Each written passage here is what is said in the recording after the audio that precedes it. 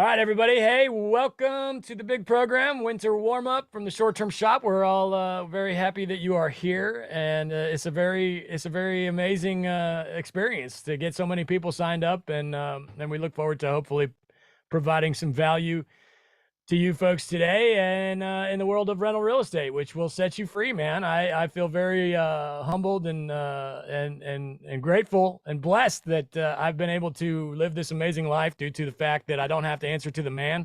I've never answered to the man in my life. Don't know how.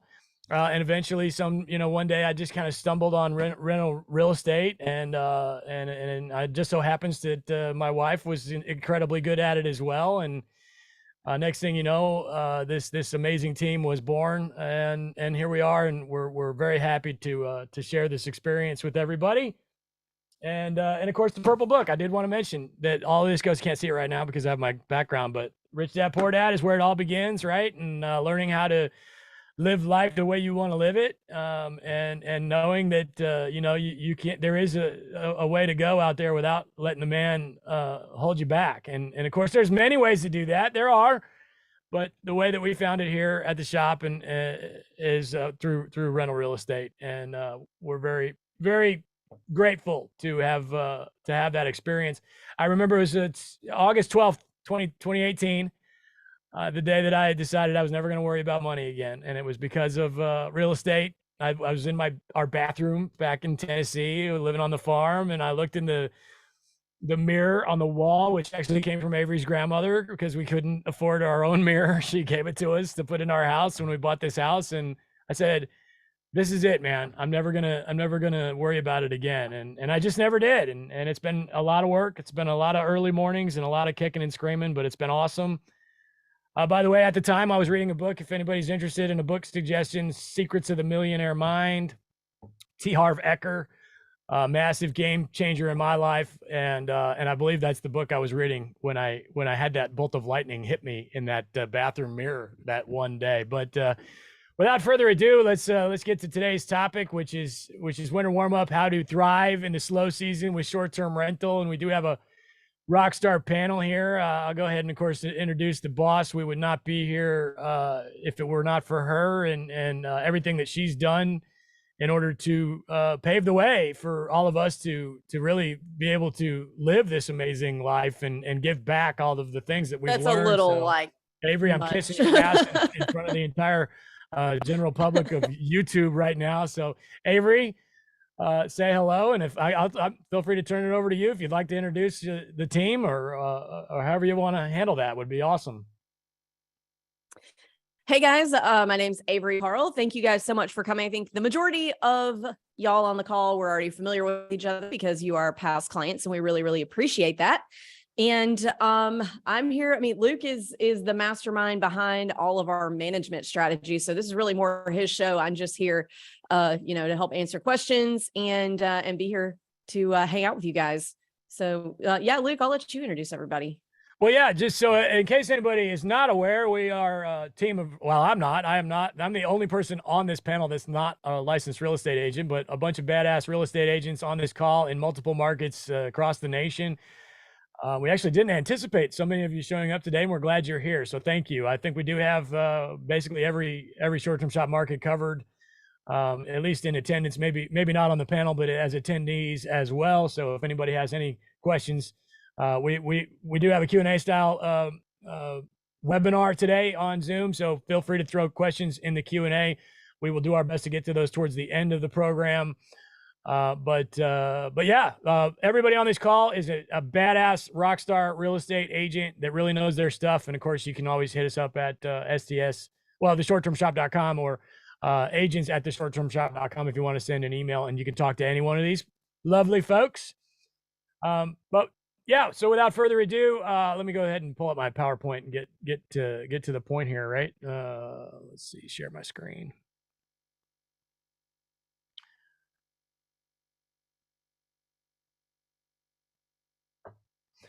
Look at how good looking we are. Look at that.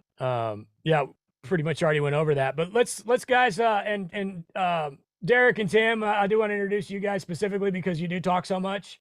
Derek is a multi-market master. He is in, he spends a lot of his time in the Smokies and also in Gulf Shores. And old friend of mine way back before real estate. So Derek, say hello. Hey, how's it going, everybody? Yeah, 9 active short-term rentals in the Smokies, 2 more in process, 1 in Crystal Beach, Texas, and I also work as an agent down in Gulf Shores in addition to the Smokies. So, and yeah, I'm tough to keep quiet. Yeah, and then also Tim, he's also one of another yacker in the group. So Tim, he's in Smokies full time. Currently doing a very big, somewhat live-in flip on what will become a short term, but has plenty of long-term rentals as well. And Tim, say hello. Good afternoon, everybody. And I don't know how to take this I talk too much thing, but I'll take it. So yeah, we got 6 short-term rentals total, 4 in the Smokies, 2 in Gulf Shores, and we've got some long-term rentals in a couple other states. So yeah, love all this stuff. So excited to be here. Thanks, everybody. Also, hey, before I forget, on the team, very exciting news. We do have the Rookie of the Year for the entire brokerage in the entire nation, not only on the team, but in the call. So, Avery, if you'd want to do the honor there. Yeah. So we are brokered by EXP, which is a big national company like Keller Williams, Coldwell Banker, Remax, if you've never heard of it. And Zeke, one of our Smoky Mountain agents, got Rookie of the Year for the entire brokerage in the entire country. So we're very, very proud of him. Thanks for all your hard work, Zeke. Oh, and I might be mistaken. Maybe he's not on the panel. I thought he was there for a second, but maybe he might be in the attendees. But either way, great, huge news for us. We do work our asses off over here, man. And of course, Avery won Rookie of the Year when she first started as well, several years ago. Don't step on his award. Can I kiss your ass? Can I kiss your ass? Anyway, so everybody else feel free to talk, of course, but I figured I'd point out the folks that get the most yacky. I know Julie's also a total rock star, but Julie does have she's down with the boogie woogie flu at the moment. But she's here, so hopefully we get her to chime in. But so anyway, first question on the slideshow is which winter weeks are most difficult to book? And this is, I guess you can answer this with which ones aren't, right? You can kind of go backwards on this. And I'm going to actually go ahead and stop my share and I'm going to pull up Price Labs to make it a little easier to go through this. But, yeah, already had Price Labs pulled up. So here's a 2-bedroom in the Smokies on Price Labs. And I will say that, you know, we talked about this a little bit in the pricing call we did a few months ago. But these days, this by the way, this is the longest running short-term rental in the Smoky Mountains. So this is a very, very popular property. And as you can see, and sorry, there's no way to avoid this black screen from popping up, but these dates here, guys, in my opinion, and Derek and whoever else, feel free to chime in. Anything that's not Thanksgiving in November is super hard, right? So right here, I mean, yeah, that stinks that that's not booked yet. And I know Julie, if she was not so sick, would probably be screaming at me right now because she hates the way I price my properties.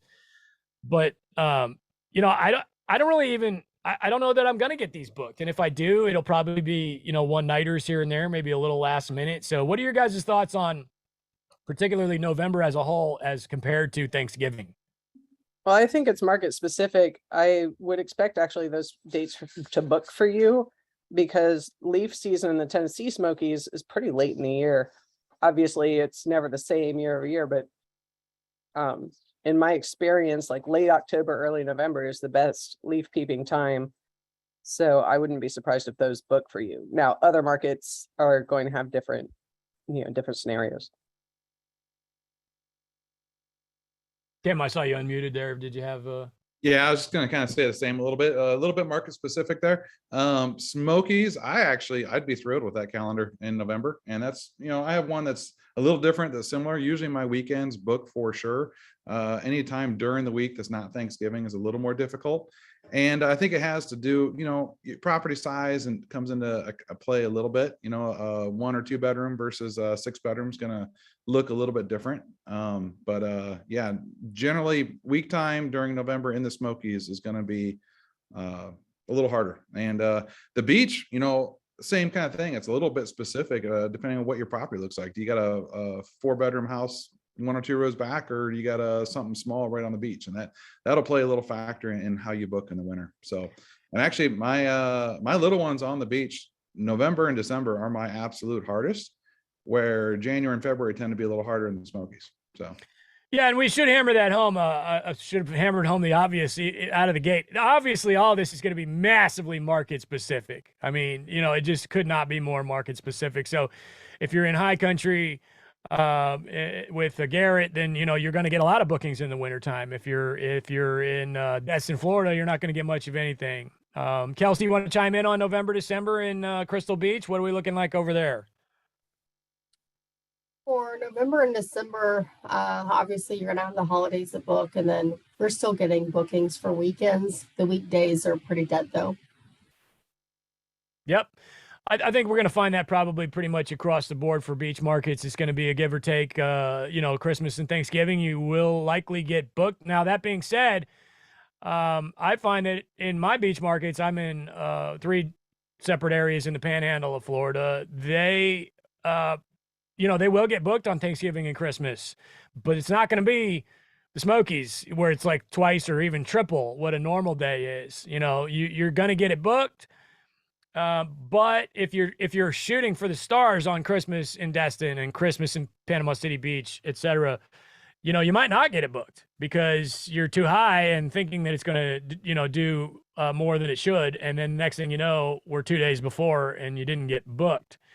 So I think that's a great add-on for the Smokies. I mean, you kind of said it there, but even though we're talking about, weekdays maybe slow, November, December, your revenue is usually pretty good in November and December because of the holidays, but you gotta be on top of your pricing there. Yes, and I do find that January, or like a November or specifically December will end up being in the Smokies a pretty big month. It's rough going for the first couple of weeks, almost like that November calendar I just showed.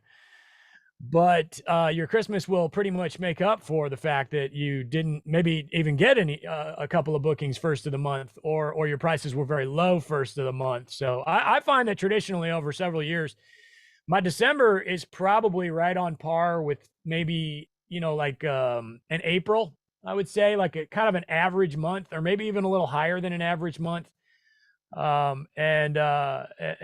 And then January comes, and then that's like the bottom of the barrel pretty much. So guys, I think we're getting at here is that you probably needed to have your November kind of taken care of when you're dealing with winter months.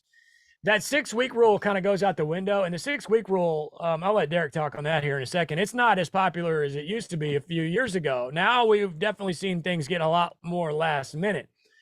But with the winter, you're going to spread that out because they're not as desirable of dates. I think the big thing to take away from this here is that you've got less people come to almost all of these markets, all vacation markets in the winter, January, February, early December.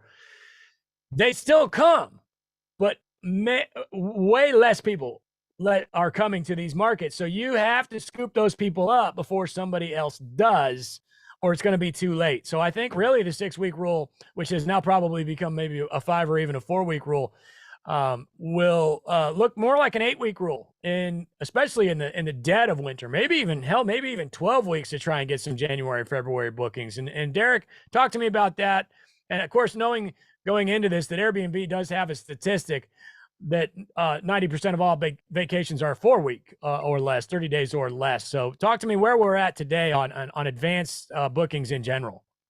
I'm actually playing closer to the 4-week rule more than anything, but I'm probably still pricing a little bit high. I tweak my pricing a lot.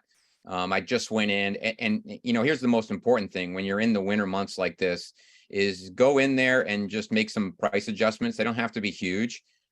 You'll be surprised. I went in and updated pricing on all of my listings last Sunday, and within 12 hours picked up 5 bookings over the course of the next 6 weeks.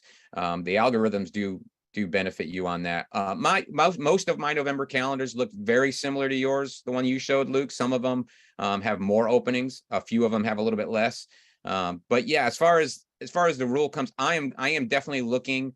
Right now, I'm looking through the end of December. I'm playing with my pricing all the way through the end of December. I am not looking at January yet.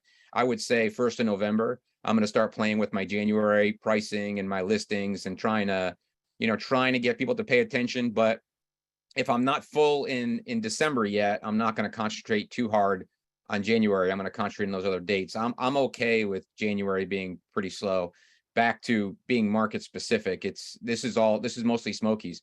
My place in Crystal Beach, Texas is a 5-bedroom. I've got a Thanksgiving booking right now. That's all I have. I'm okay with that because it's a big property in a beach market. It's just not going to get, even weekend bookings. If I drop my price low enough, yes, I'll pick up bookings. Maybe I just don't want to go that low and attract that. And I'm also not in, specific location is going to play a part too, especially in beach markets. Like Tim said, my Crystal Beach place is a little further north from, Crystal Beach main area. So I know I'm going to get less bookings. So you need to know your location specific to your market and then let that drive. Do I need to drop my prices more? What do I need to do on my headlines? Do I need to tweak and play with that? But I still think 6 weeks makes sense. I'm not pushing too much beyond that. And I think 6 weeks in the springtime of this coming year, 23, I think that we'll be a little less last minute next year than we were this year. Things kind of compressed a little bit this year with a crazy economy and the interest rates and Lord knows whatever else is going on out there. And also international travel opened back up. Cruises are back going again. So everything was kind of a little bit compressed as far as how far in the future. I think 23 people will start planning a little further in advance again. And I think we'll go back to like a larger house, in the 5 to 6 week area. Joe, Tim? Massive takeaway there is just supply and demand. Your strategy is going to change a little bit when the demand changes, and so be ready for it in the winter. The demand's lower, so you got to be better. And in the summer when it's packed, you can get away with more stuff. So that's it to the T. Is you don't kick your feet up in the summer though. Like you are maximizing your income that you're generating the time when people are coming. When we're 100% occupied on the island, you are taking the top dollar. And that's what's going to get you through some of these lower months in November, December, January, February, when you just don't have the volume of people coming to the beach. It's cold. They want to go to the mountains. They want to go somewhere else on there. And so you've got to really make sure that you are optimizing your income in the summer. And that would be one of the biggest takeaways for beach markets, I'd say. Just piggybacking off of Derek and Tim, it's good stuff. Absolutely. And Joe's in the Carolina beaches, beach market, by the way. And I'm in, again, Panhandle, Florida. And it's exactly what Joe said where I'm at. I'm in a different I'm in a different time zone. And it's the same thing. I make my money in the summertime, man. Anything I make in November, December, January, February, it's gravy, And then and honestly, in those beach markets, those heavy beach markets, you should be taking a breather, because you're getting your property ready for war come springtime. We'll talk more about that here in just a second, but let's go back to the PowerPoint here. And I was going to add, Luke, is that I tell people that, December in Texas can be very different. I mean, we've had a year or two where it snowed very randomly. And then we've had, weekends and days where, I've gone to Christmas wearing shorts because that was the only appropriate clothing item. So in this market, I would say that it's weather specific. So if you're having a very temperate November, December, you're going to have more bookings. And with Houston only being 2 hours away, people do tend to book last minute. So if they think the weather is going to be nice for the weekend, it'll be more likely that they'll book. It's not anything you can really plan around, but it's a reality. And one more thing on snow, and then I'm going to turn it over to Wade, because Wade and Holly are both in a market that is nothing like the rest of these markets. So I'll give you guys a minute as we're taking way too much time up on this first slide, but that's okay. Snow in the mountains, at least where I'm at. I'm in East Tennessee, Smoky Mountains, and people, especially noobs or people who haven't even purchased yet, they don't understand that if it snows in the Smokies, your guest is not coming. It's pretty much all there is to it. There's big steep mountain roads. They're nasty roads. There are no snowplows in Tennessee. There's like 4 in the entire state. So if it does snow in Tennessee, you're pretty guaranteed that your guest is going to cancel. Anybody? Am I wrong on that, Avery? Right? Our guests they're not coming. So keep that in mind, because and if your guest says that, hey, I'm looking forward to see some snow this holiday season at your house, you might want to tell them, hey, man, it's not gonna. If it's not gonna happen, and if it does, your Christmas is probably gonna be right there at home in Ohio. Yeah. But anyway, Wade, what are we looking at in the Disney market in the wintertime? You guys are rocking, right? So what are we looking like down there? Yeah, so we actually have some of our biggest events going on here during the Christmas market. So I mean, Disney is just popping. I will say the first week or the first 2 weeks, we still revolve around kind of the school schedule here. So I mean, school typically doesn't get out till about, I don't know, that week and a half mark, right in December, sometimes the first week, depending on where you are. So that first beginner week or week and a half can be difficult to book. I've still seen homes get it done though, especially if they're great properties inside in some of the neighborhoods. The key is kind of balancing around, you've got some cheap properties here that just book out for dirt cheap money that are property managed. And some people will just prefer those cheaper numbers. And so what I find is trying to match those numbers for the first week, especially during our down season, being the best neighborhood, but still kind of matching those prices of the lower listings. That's going to keep your occupancy really high during our lower months. So I hope that kind of makes sense here. Yeah, I mean, Avery and I are getting ready to go to Disney this winter. We've got a 4 and a 2, you know, our As of today. Yeah, but the first thing I want to know is, when is it the most dead? I love going to Disney when everybody else is in school and doesn't want to be there, you know? So there's people like me out there, but you got to scoop them up before everybody else does, just like we were talking about a minute ago. Yeah, so our 2 worst months I've seen is going to be January, typically kind of takes a little bit of a dip there, and then September is just a major cliff drop off. I always see September struggle every single year. A lot of people are dropping rates. It's just your rate after summer. People have been traveling for 3 months in a row. And again, being around kind of the school schedule here, it just drops off in September. October and November, though, thanks to Thanksgiving, people still starting to travel after being in school for a couple months. We've got Halloween Horror Nights going on. We've got Mickey's Not So Scary Halloween as well, which is a huge celebration. I've got several clients coming in quite literally the next few days that I'll be showing around while they're going to Mickey's Not So Scary. But yeah, so January and September, big major dumps. But after that, they do kind of get more consistent after that point. Now sign me up, man. I want to go when there's nobody there. I love it. So after just to wrap up this slide here, after, you know, November, December are going to be pretty similar across most markets. Again, we're generalizing here, and then, you know, beach wise, you're pretty much dead in January and February. That being said, the mountains, you know, you will get some bookings especially in January. And then of course, February is pretty much, you know, that's when we start to see the Facebook group lose their mind. So just be prepared for January, February to be pretty much empty. We'll get more into that here in just a second, but let's slide into nightly minimum night stays. So, you know, would it behoove me to lower my minimum night stay in the wintertime? And if so, you know, how low is too low? Yes, you should lower them. Absolutely. You know, how low is too low is going to be very dependent on the size of the property. I'm not a fan of ever going to a true 1 unless it's a orphan night. But if it's 4 bedrooms or less, I think you drop to 2, maybe 3 on the weekends. But you do have to be careful because people are literally going to travel just on the weekends. They've got school, they've got work, they want to come in on Friday night, they want to get out on Sunday. So even with a 4 or 5 bedroom, you may, if you're not getting bookings, if you're getting bookings, hold at 3. If you're not getting bookings, you may have to drop to 2 and get those weekends, because that might, you know, get you what you don't have. It's okay if you end up with orphan nights. Your calendar does not have to be 100% full. I'd rather have 4 or 5 orphan nights, but have the other 25 days full than be holding strong at 3, 4, or 5 night minimums and end up with full weeks empty. So short answer, yes, drop it. I think 2 nights is probably the minimum you should ever go on anything. Yeah, I take advantage of Price Labs feature where like I'll have my regular nightly minimum, and then once it comes into like a particular window, if I still haven't booked up everything, then it'll drop my nightly minimum to 2. So that way it's kind of automated. I actually do. I think it's also super dependent on your goals. In the beginning, occupancy rate was super important to me, and I used to drop significantly during the times, you know, just I needed money coming in, and, you know, I wanted my occupancy rate to be higher. But, you know, as I've kind of grown over the last 3 years, I don't drop as low. You know, it's up to the owner, right? Like it's up to you guys.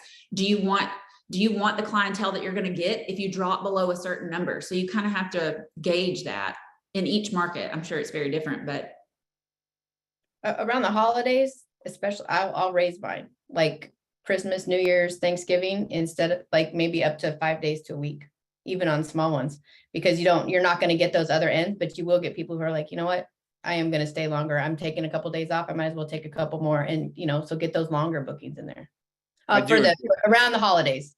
Yeah, I agree with that. On Thanksgiving, Christmas, even my 1-bedrooms are at 4-night minimum. Anything 2 or 3 is usually going to be a 5-night minimum until it gets close, and then I'll start to drop it down. What you want to be careful of when you have your pricing set up like that, if you end up with a 3 or 4-night gap and you have a 5-night minimum, you're going to need to go in and adjust it, because you'll never get it booked because the system's not going to even show that it's available. So do be constantly paying attention, whether that's you personally doing it or you've got somebody in your team that does it. Make no mistake, this time of year, the most important thing you can do is actually look at your price labs or beyond pricing, whatever you're using. You need to be looking at those at least once a week and paying attention to what the gaps are and making adjustments from there. And again, back to, it depends on where you're at. Yes, absolutely. And I'm not so worried about occupancy. It's not an occupancy number that drives me, but if my calendar is more full, even at a lower rate, I'm making more money. And I think it's a myth that you drop to a certain price point. I mean, there's a limit, or shorter nights that the guest is a bad guest. I think that's very subjective. And I do 2-night minimums all the time, and I've not had bad guests, and I've had bad guests who have had on a 5-night stay. So, don't get too caught up in the hoopla of what you hear about certain parameters are going to introduce a bad guest. Bad guests exist no matter what. You're going to have them here and there. Don't let that decide how you run your business. And I know Luke agrees with the, the calendars and the rates. He likes to keep his full because it makes him more money. And that's ultimately what we're after. I'm definitely an asses in the seats guy. I make no mistake about that. I like to fill them up, and I have no problem going with 1 night on a small property. That being said, I do know that there is risk is not the right word, but there's a small probability that it will be a bit bigger pain in the ass than if it was a 2-night or a 3-night, especially if it is last minute. I do also want to make one more, I think, very important point here. In that, especially going back to the fact that we're, dealing with less people coming in January and February that we're trying to scoop up before everybody else does. If you're on this call, that's you. That is you. We're talking about thousands and thousands and thousands. I mean, the Smoky Mountains alone, there's somewhere right around 25,000 overnight rentals. And we don't have a hard number on that, but with the research we've done, that's where it's somewhere right around that number, with 80,000 permits, by the way. Whether that was 2 permits on the same house or we don't know, but and that's just one of our markets. So we're talking about massive amounts of properties, and the people on this call, and this is a private call. We're not sharing this on YouTube, right? So this is only going to be like 2 or 3, maybe 400 people that see this. You 400 folks, get out there and scoop up these people before somebody else does, because obviously you cared enough to get on this call. So you guys are the perfect candidates to get it before somebody else does.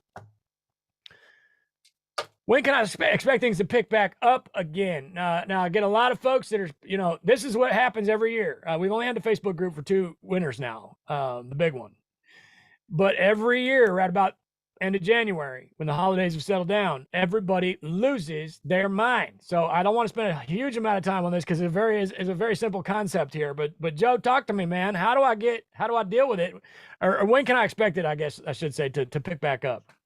Oh man, beach markets. I mean, you really need to be prepared to get through February, I'd say, of losing your mind. And March is really when we start getting some of those. We get the kind of the hidden what do we saw? Everyone remembers the summer is what happens. We'll have a couple weekends where it'll push 70, 80 degrees here. And then all of a sudden everyone's like, oh, I need to be at the beach.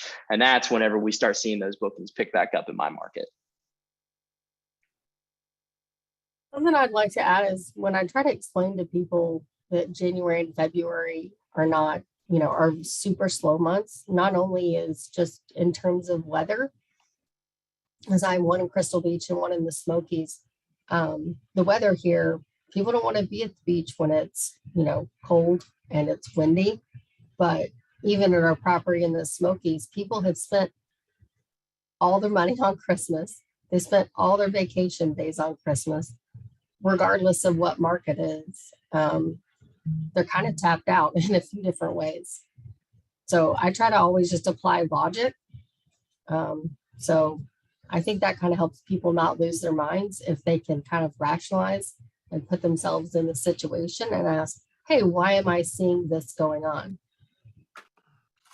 Yeah, I think direct answer to the question is March. I think that's going to apply to most markets, and that's got as much to do with the holiday hangover as anything. But early March, you'll start to see some resemblance of things actually happening.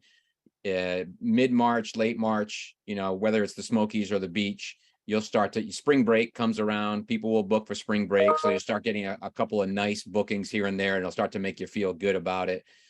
So I think that answers the question. Is you should expect things to pick up in early March. I also want to point out, sorry about that. Lights, camera, action, Tim. I also want to point out, guys, excuse me, Kelsey made an excellent point. We are here because we are providing vacations. Make no mistake about it. We are in a $250 billion industry. And we, as homeowners here, renting our own properties, we are a very small drop in that bucket. Anybody that's renting their own home on Vrbo and Airbnb, you're in the vacation industry, and you are a teeny tiny little nugget of that industry. And that should give you, I think a lot of times we can feel like we're bigger than we really are in this space, right? But what I do want to point out, what I'm getting at here is it's all about vacations. We are here to show these people a good time, and make no mistake that if you're showing them a good time, you will get better reviews and you will get those bookings before everybody else. So the number one priority in this business, period, and I preach it all the time, it has to be making sure your guests have a good time. And and like Derek said, like Kelsey said, they earned it.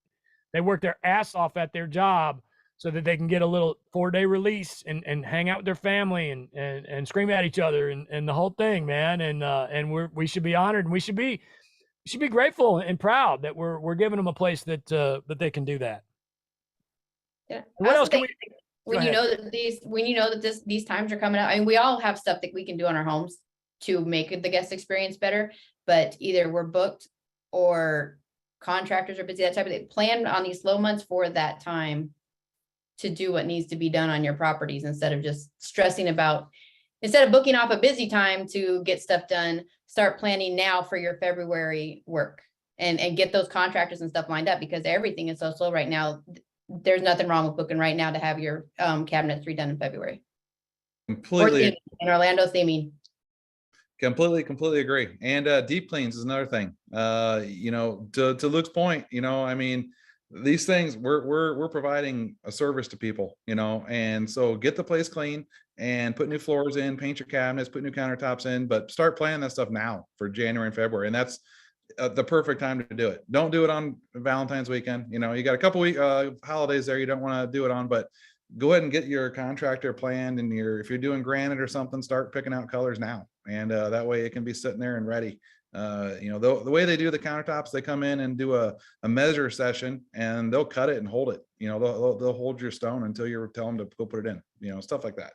But rehab time is definitely winter time. So you don't want to burn your valuable prime time for that, but you'll want to do it. You want to keep your places fresh, Yeah, because even people come back year after year, and they don't want to, just if somebody comes back to your cabin 10 times, that doesn't mean they want to see the same stuff every 10 times. Keep it fresh. It's also not a bad idea to send in the bed bug dogs. It's a great time to send those guys in.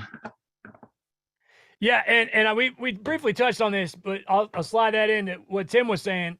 He's 100% right. 2 notes there. Number one, if you've been trying to call, get a deck guy out there, contractor out there all summer, and now we're sliding into damn near Thanksgiving now, they're finally going to answer the phone. So if you've been like getting beat to death by these guys, can't get them on the phone, now they're going to be grateful, so get on that before it's too late, because if you wait too long, it's like a very small little window. You got to book them like, October, maybe early November for February. And if you wait until January to book them for February, they're already booked already again, right? So there's a little sweet spot there. And like I mentioned earlier, you are literally, especially on the beach, you're putting this house into a war. I mean, it's going to be trampled and beat up and suitcases drug up the stairs. You're going to have to retouch the stairs. I'll retouch the stairs in most of my beach properties 3 times a year. twice at least because they just get beat up. Now, that being said, if it's not a bad idea to do semi-gloss in the stairwell because you can wipe most of that stuff down, but then you got to deal with semi-gloss, right? It's a whole nother thing. Or satin. So yeah, absolutely right, man. Wintertime is for rehabs. I've got a pallet. I got a pallet of LVP sitting waiting for me, and they keep texting me. They're like, "Dude, you got to come get this." And I'm like, my house is too booked. I can't get it done right now. Sorry, you're gonna have to deal with it. But yeah, absolutely. When do I want to open up? March and April. I think this is open to interpretation. A lot of folks are I don't think there's any wrong answer here, but feel free to take this, anybody.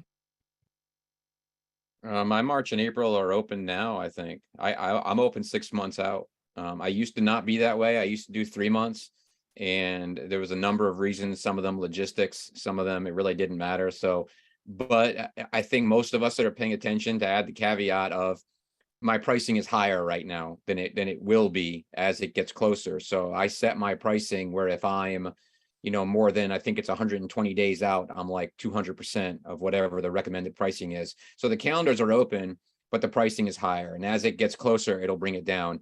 So I think you want to have March and April open in December into January, because people will come off of the Christmas and the holiday hangover. They'll start looking at where we're going to go on vacation this spring in January. They may not book, but I'd rather be there. So if they're looking and they're trying to decide where do we want to book later, if they see my property, they may put a little star on it just to follow up on it and come back to when they're ready to book in 2 or 3 months. So it should be open. Yeah, when families are together for the holidays, that's a huge time. I mean, we always growing up, that's when we made our family vacation plans for the spring, is when we're together for the holidays. So Derek's absolutely right. I feel like at least through spring, like the school spring break times, it's important to have that open, at the holidays. So I'm different than Derek there a little bit. I don't like my properties open in the springtime until like late January. I will just hold off on that because it is rather, at least I find it's rather easy. And again, I have a ton of reviews, guys, so take that for what it's worth. Rather easy to book a March, or at least last half of March and in April. So I kind of like to wait a little bit on that, mostly just so I can get as much not having to worry about it in as possible in the wintertime. So I actually do a custom calendar. I'll set my Airbnb and my Vrbo on all advanced availability all the way into the future. And then I will block dates off on my management software. Right now I have it blocked March 1st indefinitely. And then I really won't start opening up the first couple of weeks of March. First couple of weeks of March are kind of not that, not guaranteed anyway. So I'll open those up probably around Christmas time. And then I'll wait till for the second week of March, second half of March until probably like the end of January. But that's just me. Anybody else have springtime availability a method that they like to use? Or Luke, your one just sounds like a lot of extra work. It is what it is. Mine's time it is. Mine's similar to Derek's. I leave mine open about 6 months, but price it accordingly. And I use the same exact feature in Price Labs there, where you can do a number of days out and it adds percentage to the price, and then it reels it in as it gets closer. I do the same. I think that's going to come down to how active you want to be. If you want to be really active, and we have to be active, especially this time of year, then doing what Luke's doing is a great idea. There's nothing wrong with that at all. It's going to help keep you engaged, but you better not forget. Because if all of a sudden February comes around and you're like, man, why do I have no bookings? Well, it's because you never unblocked your calendar and no one can even see your properties. Then that can create some risk too. So how easy do you want to make it? How much work do you want to put in? I do try to keep pretty on top of mine. Although Tim did call me out yesterday on one of my listings, said something about September special or something.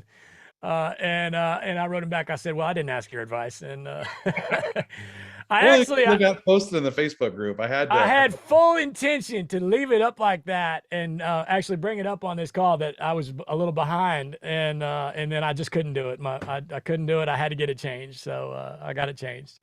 One more thing I want to bring up is we do have Valentine's Day and Martin Luther King in the wintertime. You don't want to forget about that. Valentine's Day, anybody have in my markets, it's going to book guaranteed, and it'll be booking a little bit higher than normal, at least a little bit higher than the rest of February. Martin Luther King weekend is very popular. Always has been, and now, of course, it's an official holiday, and we get that day off for most folks. So make sure that you're planning accordingly, and maybe you do a little bit longer minimum night stay over the course of those two holidays in January and February as well. As we get deeper into the winter, those two holidays will feel like a little bit of a breath of fresh air. They're almost like a reminder, like, oh yeah, the season's coming. The season isn't coming, man. Better get that stairwell painted. Yeah, for those kind of holidays, I set mine so you can't have check-in or check-out on Saturday or Sunday. You have to check in on Friday and you have to check out on Monday. So I can get a 3-night minimum out of it. That's cool. That's smart. Do you do that on Price Labs? Yeah. Excuse me. Yeah, I just do that on Price Labs, and that I like that a little better than just making it like a 3-night minimum, because that wouldn't necessarily prevent someone from booking Thursday and then checking out on Saturday, unless I really spread it out. So by preventing turns on those days, you know what, maybe I can't do that on Price Labs. I might do that through OwnerRes. I'm sorry. Let's not start the OwnerRes conversation right now. I'm This not is for a different call. I know you're trying to suck us all in. Yeah, whatever. You can do it on Price Labs, but it won't carry over to Verbo. So if you do it on Price Labs, that'll affect Airbnb, but then you have to go into Verbo and manually do it in Verbo. I made that mistake for Christmas and New Year's this year. I had them set in Guesty and forgot to actually I do it in Guesty. I take it back. Not Price Labs, in Guesty. It's in Guesty. So yeah. So anyway, your property management software may have that option. Yeah. Yes, exactly. And Derek, it's not Price Labs in that situation. Derek's talking about Guesty for Hosts directly integrates and basically takes over your entire Airbnb listing, but does not do that for Verbo. That's Guesty for Hosts specific. But yes, he's absolutely correct there. That is something that you want to consider if you're new, especially the holidays for your cleaners, because they do not want to come out on Christmas Day and clean, and you do not want to have a guest checking in. So yeah, you can go in and block those off and speak to your cleaner. Some of them may want to do it and be charged, you 2 times or 3 times that, but you definitely want to block those off before you get in that situation. Well, you open a can of worms now. Let's talk holiday guests while we're at it. So holiday guests, as everybody knows, we love our guests. We love them, love them, love them. But these folks tend to be a little worse than the normal guests. And I do agree there. Back to our housekeepers, respectively. So we want to treat them with respect, is what I'm trying to get at. We don't want them to have to clean on Halloween, on Christmas and New Year's and Thanksgiving Day. So you can block those days off on Airbnb and Verbo, and we do think that's a good idea. Not only that, but if you've got somebody checking in on Christmas Day and your cleaner's in there trying to, take time away from her family, and then the next thing you know, the guest is showing up early and being a pain in the ass, because that's kind of what Christmas Day people do. So guys, be prepared. And if anybody has some notes on that, I don't want to badmouth guests, because I love them. We wouldn't be here without them, but be advised. I think everybody here is going to agree. They are the most difficult of the year. Your Christmas guests in general, probably, maybe Thanksgiving would be right behind it. Probably going to be your most difficult of the year, if anybody would like to take that. Yeah, every year we all as hosts tend to get frustrated, but you just got to watch it. You got to remember these, back to a lot of people that are coming on Christmas. There's a lot of pent up expectations. They're doing this with their family. They've had plans, blah, blah, blah. And when everything's not perfect, they tend to voice about it more, and it can be frustrating as a host, but just, do your best to make them, feel like you care. And, it doesn't mean let them walk all over you and do a bunch of stupid stuff, but let them know you care, and it'll be over shortly and back to normal. I'd like to put it in my listing, like, hey, out of respect for my out of respect, and, cleaners and people deserve a holiday. Also, we're not doing check-in and check-outs on these days, just prepare them for that. And anything else that you think may be an issue from your guests in the holidays, kind of put that in your listing, like prepare them for it ahead of time. That, I don't know. Sometimes I put candy canes on the tree, but then one guest eats all the candy canes. So, just like, hey, sorry, they weren't replenished, and then have Instacart go drop off some more or something, because it's special for their kids, even, and this time of holiday, make a huge impression. Get that Instacart guy to drop off something, balloons, or stockings with something, it's a huge deal that will have them coming back and leaving great reviews. Yeah, I just set mine again to the previous point so that turns cannot happen on Thanksgiving Day. I also don't allow them on Christmas Eve or Christmas Day. And that way I don't have to communicate that to guests. They're just never allowed to book them with a check-in on those days in any case. Well, we've got everybody on the edge of their seat. We have not lost one attendee on this call. I love it. Thank you, everybody, for tuning in. We shall now move on. What do we have next? Oh, when should we make our summertime big dates available? When would you guys in general say maybe like a 4th of July, the biggest day of the entire summer, in some cases the biggest day of the year? When do we make that available? I book out for that. I mean, summer vacations here in Disney, if most people start planning their vacations for Disney in like February, or if not sooner. Also, I missed the Valentine's Day earlier. Can I comment on that? Disney World Valentine's Day is insane. I don't know how many people understand how, like, I think 1 in 500 people get proposed to in Disney. And we see 1 million people a week, if that means anything. So there's a lot of proposals at Disney, and Valentine's Day is also one of our biggest days of the year. But yeah, book out for summer vacations here. It's something that's very common to where your entire summer will be booked 2 months in advance. Be a little, I think, aggressive with your weekend pricing here, because we still see a bunch of international travelers, but our domestic traveling here is still our biggest, about 2/3 of everything. So weekend travelers, don't underestimate how much you can charge just on weekends, okay? This one I do, I don't keep this one open. This one I'll block out, and I'll probably open it up maybe just before Memorial Day weekend, maybe just after Memorial Day weekend. Depends on if I think of it ahead of time, but yeah, probably. I feel like it depends on when Memorial Day weekend falls. So if Memorial Day weekend is like on the 30th or 31st, I'm probably opening it up a week before. I want to be about 5 weeks ahead, 5-6 weeks ahead. I'm going to open 4th of July. I'm not opening that one up in May or June or excuse me, in January or February, because I don't want somebody looking at it that far in advance. I'd rather catch a little bit more last minute for that one.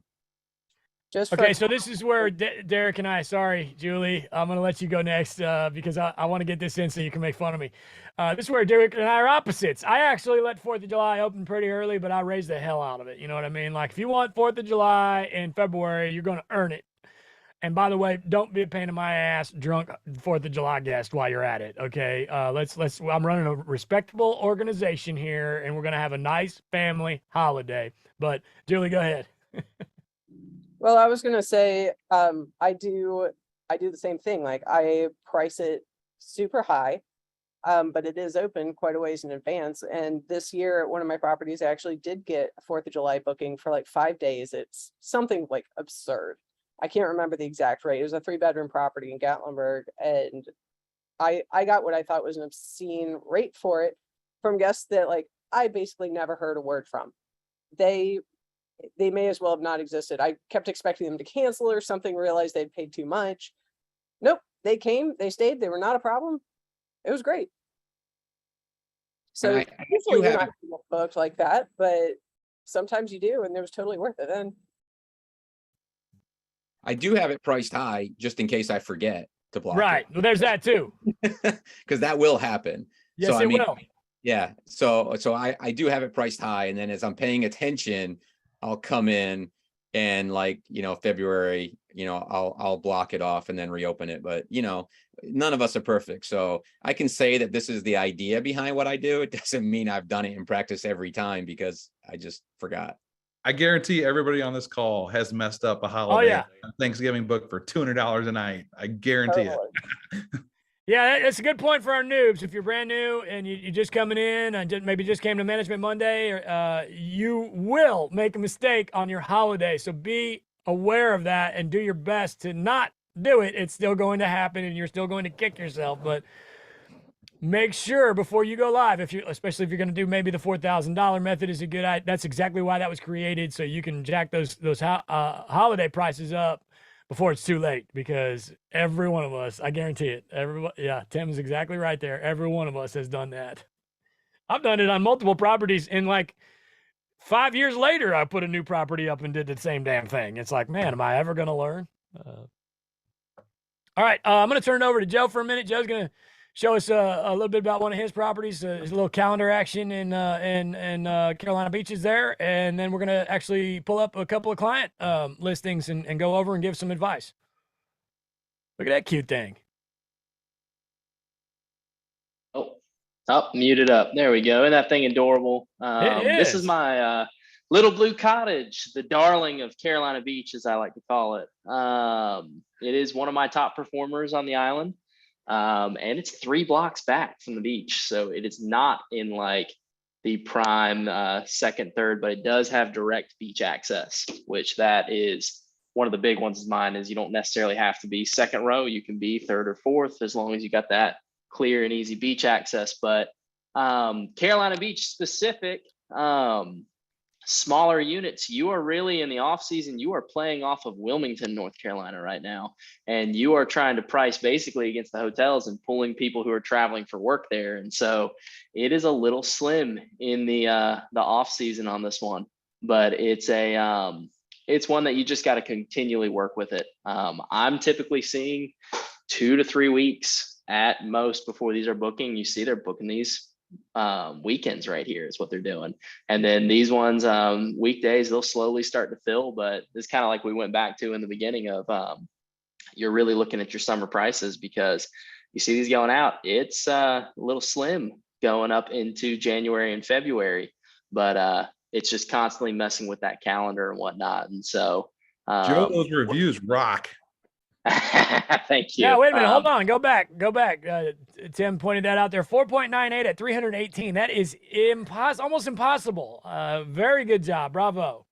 Thank you. And tear it Joe, up though. What do you guys think? What's your weather like during that time, Joe? Weather tends to be cooler. It'll drop down into the 50s and 60s, and then it'll start pushing down into the 40s and whatnot in January, February. So we might get 1 or 2 light dustings of snow or a random ice storm, but it's pretty much just cold, and that's about it. That thing is awesome. Is this thing repeatable, or are there a lot of these? There are not a lot of these, unfortunately.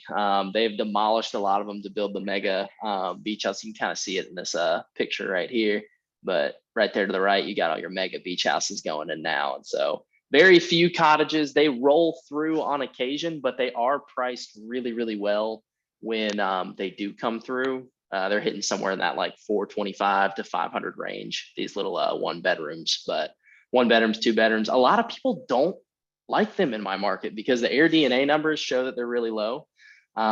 It's just not true. They actually perform really well. There's just not enough of them. Can you show me your January and February on the calendar? I can, yes.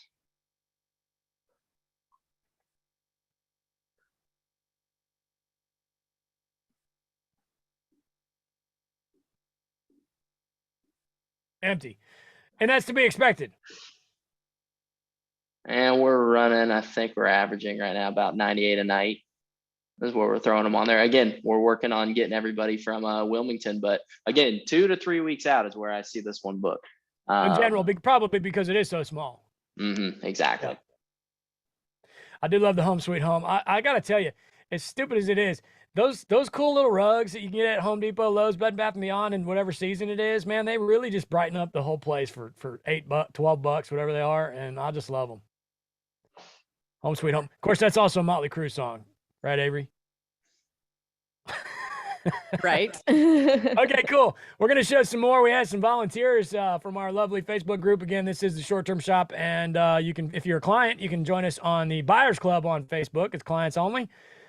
These came directly from that group. We posted about it yesterday, so we will go ahead and check out a couple of client properties and see what you guys think about them. We're going to start with, let me get the screen share here. We are going to start with a 3-bed, 2-bath in Santa Rosa Beach, 30A, otherwise known as 30A, Florida, in the panhandle of Florida. I'm cheating here a little bit. I've actually been inside this home. The client is a buddy of mine. He's an excellent runner and has become a buddy of mine.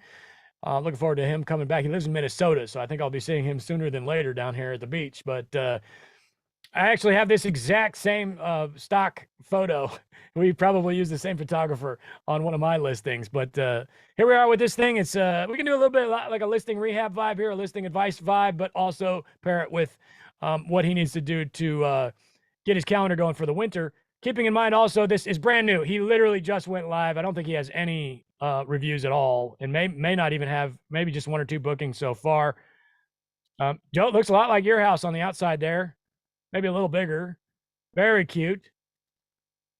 Got that nice screened-in porch. Screened-in porch is Fancy. awesome. You sit out there and not get bit up. We actually have a mosquito committee. I mean, like it's something you vote on here in Walton County, Florida. Yeah, mosquito commissioner. Yeah, there's a dude that is, you vote him in. He's an elected official to handle the mosquitoes because they're so bad. That sounds like Luke's retirement gig. Yeah, I was actually thinking about that the other day. Like, how do you decide which mosquito commissioner to vote for? That's like the one that I'm not sure exactly, like, how do you decide? If it was chicken, you'd be in. So, Previous experience. I was an exterminator in a former life. All right. He's got a community pool. I don't know if the community pool is heated. I believe I asked him and he said no. So that, if that's the case, to me, the community pool not heated means it doesn't exist in the winter, pretty much. If it is heated, it would be a good draw. If it's not heated, I think he's in a little HOA here. Avery, if you're familiar with this house, you might know the neighborhood, but I'd probably. I could throw a rock and hit it right now from. Yeah, it's right down the street from your house, from your office. I would do my best to probably try and get that HOA together. Cause I mean, let's say you got 30 houses in there, how much are we talking to get this pool heated? You know what I mean? I think I would push to get that if at all possible. I went through that same thing at my house, my Big Destin house. It has a pool, it's a private pool, not heated. And it was a long pain in the rear end process to get all my gas permits and things like that for the heater. But it was worth it because previous to that, it was almost like it didn't exist in the winter because nobody's going to use a swimming pool in the backyard when it's 60 degrees outside. It's just cold. But anyway, I think first of all, if we're just listing rehabbing, this guy's doing a great job. His pictures rock. Well, look at this. He's paying attention. I got to tell him that your headline's exactly what I would do. Anybody have any pointers here? He's got the name of the property in the description. I bring that up all the time. Anybody have an opinion on the name in the listing either way? I do it all the time, not in my headline, but I'll do it in my first paragraph because I want people to know what it's called because that makes my life so much easier down the line. If someone hits me up and they're like, hey, the door code isn't working, I'm like, all right, what property are you staying in? People are not going to have the address off the top of their head, but they may have the name. And so that just helped. I put that in all my messaging just for my own organization and ease. And I find it helpful. So I wouldn't hammer it home. I wouldn't waste headline space on it, but I like my guests to know what the name of the property is. I agree. Cool. I've switched over, starting to do more of the, we've talked about this a bit on listing rehab and even some of the advice gotten from Rank Breeze and a few other places, switched to more of a bullet point initially. So what's above the fold, if you will, what actually shows up. I do little bullet points, as Luke likes to call them, boom booms across the top there. But in my paragraph below, I definitely use the name of it. I also, some of the properties I bought last year came with a website with a little bit of branding. So, I actually make sure to include the name of which is Mountain Mist Cabins in most of our communication. I will say such and such cabin, part of Mountain Mist Cabins. I kind of do that subliminally. Yeah. Because if people will Google that, they will actually find my website where they can book directly. So I try to use that. So if you have a direct booking site, create a little bit of a brand, then I do believe in using the names. It should be in there. It doesn't have to be at the top, definitely not in the headline, but it definitely should be in there as a reference because people will remember the name. They won't remember the address. They will remember the name of your property. I agree with all of that. I would like to say I've had at least 3 people text me on the side and ask me if I'm drinking champagne. It's lemon Perrier, by the way, just saying. Anyway. Looks like I'm having a good night. Day drinking. 5 care. PM, good night. Yeah. I'm noticing that they don't have a king size bed in the place. It's 2 queens and 4 twins. And I like to always have at least 1 king size bed. I don't know if the bedrooms that he has allows for a larger bed. I've actually been in this house and it did not catch my eye. That definitely has more room. Oh, I would get rid of, I would 100% do it. As a matter of fact, you got Aaron. I'm not trying to pick on you here. I love you, but you got 2 dressers. So let's ditch a dresser and put a king, right? Yeah, Yeah. they're not doing anything except putting their cell phone on that or leaving their wallet in that top drawer. Here's the other So, queen room. We could probably squeeze one in there too. We might have to do something different with these, but I mean, take away the basket, put the aura on the wall, and you have room for 2 king size beds. boom. And you will get more bookings and make more money with a king over a queen. People Guaranteed. do not want to downgrade beds on vacation. If they sleep in a king at home, they do not want to sleep in a queen on vacation. But if you sleep in a queen at home, you don't care if it's. Any a thoughts queen on or this not. room? This is the upstairs. I've got a question. How you feel about dressers? Because I've had several tell me that they don't do dressers in cabins, beachfront, and or Disney market. And I didn't know if anyone had any comments on that, or if it could just be like, hey, extra space, or if it's just a waste of trying to put it into each property. As I'm somebody passionate, no drawers in mine. I'm funny about that. I don't want you to leave.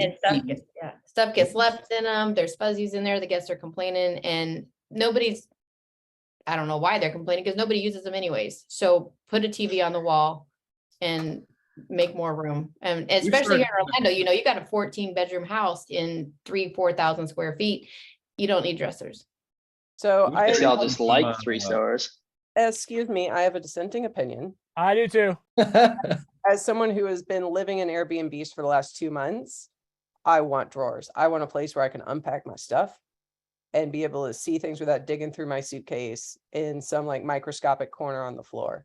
Yeah, but in You can put it in the closet. Yeah, so in Orlando, what we Girls do is have those closets, fold don't out tables. So like the suitcase fold outs, those are incredibly popular here. I do think you need the fold outs. Yes. Joe, did Yeah, you have definitely an want opinion? luggage I'm ready Team to- Julie I'm ready all to the light way this on up. this I'm one. ready to light it up. 100% Team Julie on this Me one. too.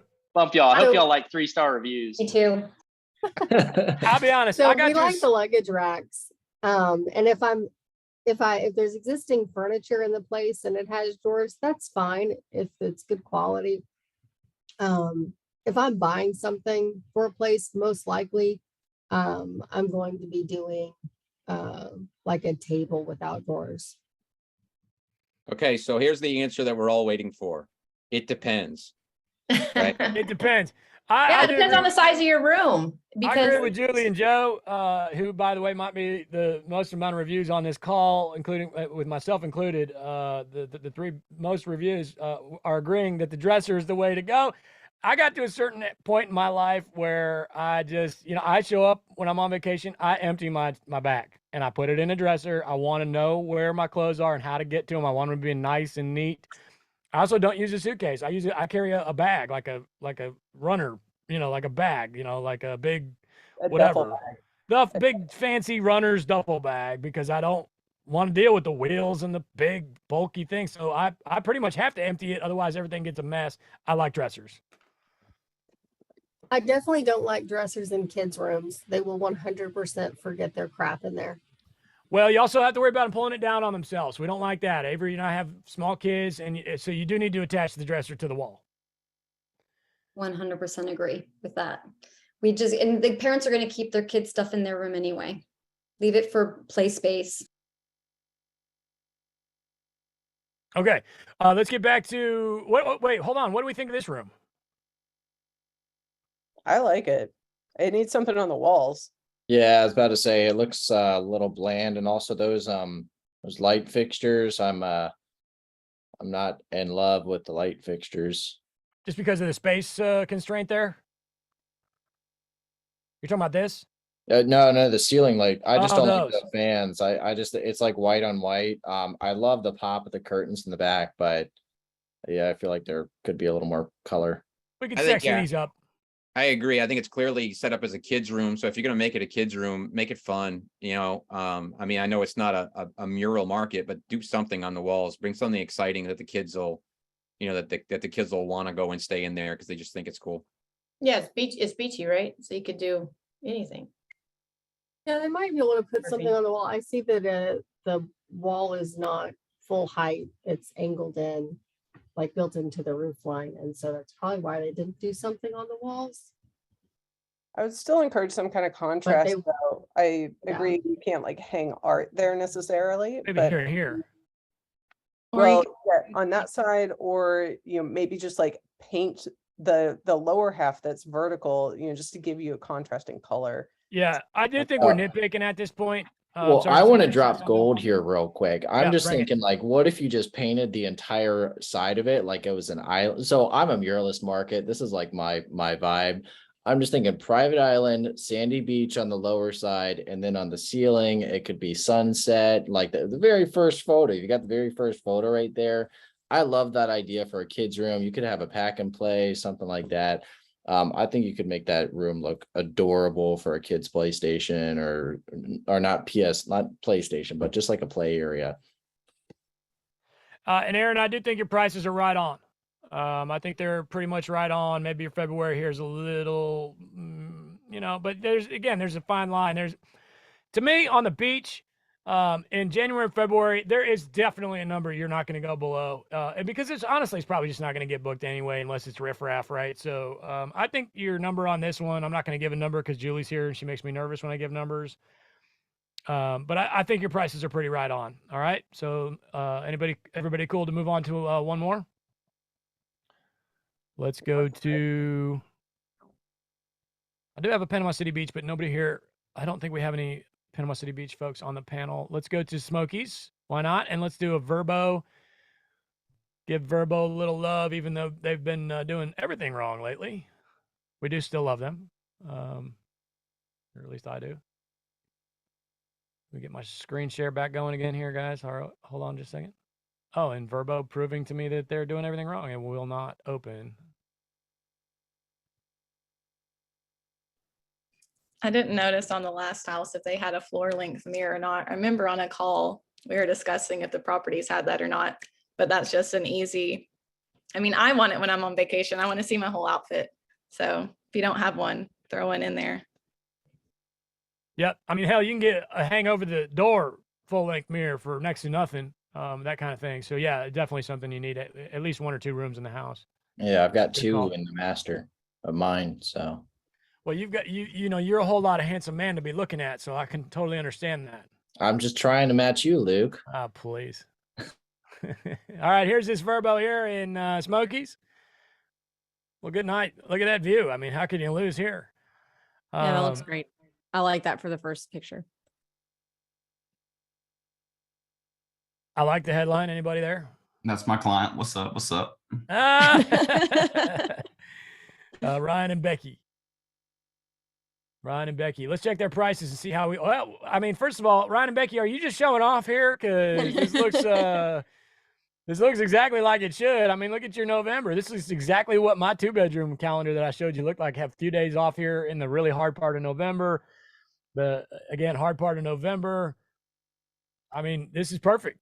What more could you ask for? Let's check out this January date. These January dates. How big is this house? It's a 4.3. 2,500. It's brand new. Anybody on this price tag in January? I think these people are absolutely crushing it. Anybody else? Julie, want me to show you more dates?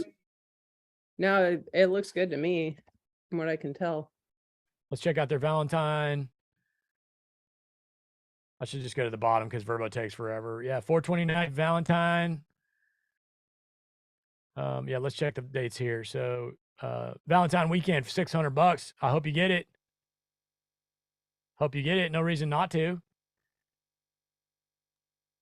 That's also the primary week for winter break for pretty much every school that I know.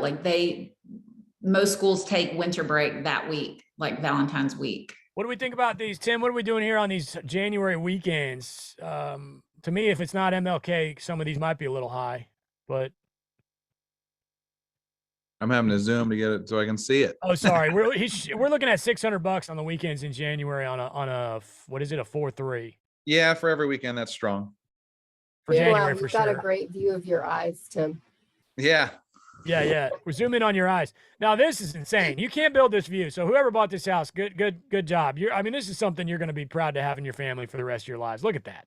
That's insane. You know, think about what that would look like if it wasn't on a camera. In real life, that's triple what this looks like on a camera. You know, so these folks are showing off, and I don't blame them. Look at that pool table. These are great photos. I also want to mention to some of the people that left the Smokies, this guy got a killer deal on this property. It sat for a while, and I think he got it for like $50,000 off asking price or so. This is a recent purchase. Yeah, we just closed like what, a month or two ago. Yeah, I noticed he only had 2 reviews. So yeah. Brent, he's got his video on number 3. This gentleman is doing everything right. I hate to tell you, Ryan, you can't get any better at it. Let's see that coffee bar. Where's it at? Right here. I just want to look at it. Oh, of course, Burbo. I clicked it and it pulled up something different. It's cool. Snagging ideas for our listings now. Yeah, I know it. These photos are great. There it is again. Crushing it. I'll stay in that thing. Great job. And you're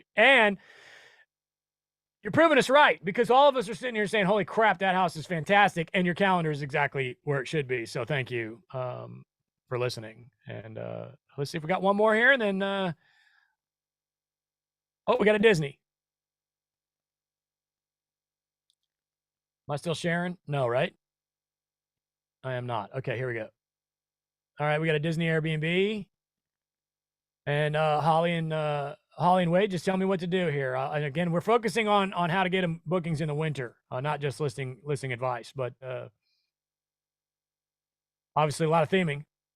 Well, that's a Harry Potter one. You've got Harry Potter events big time right now.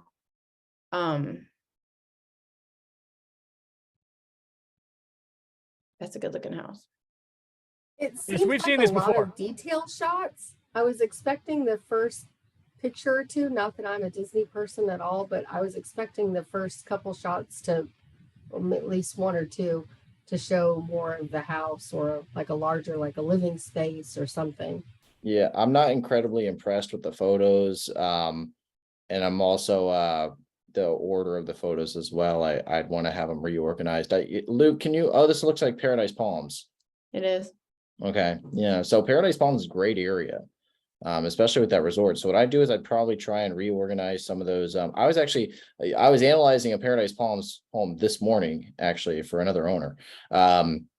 So there's a property. What's the nightly rate on this, Luke?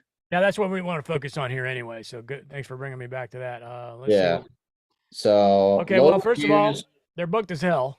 Yeah, great bookings. But the nightly, can you see what it's booking for in November? There's nothing available. Well, Another yeah, show off. like for the weekend or something like that. So 171 weekdays. Yeah. It's a 4.3. Yeah, not bad. So I think if they improve their photos a little bit better, it just feels a little closed in for me. I love the collage start, but it does feel a little bit like it was taken with a cell phone.